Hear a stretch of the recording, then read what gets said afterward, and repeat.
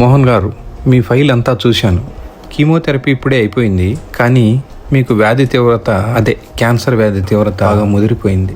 So ఈ chemotherapy కూడా అంతగా పని చేయలేదు. కాబట్టి మీ లైఫ్ ఎక్స్పెక్టెన్సీ 1 or 2 months మించి ఉండకపోవచ్చు. ఉన్న సమయాన్ని ఫ్యామిలీతో గడిపితే మంచిది.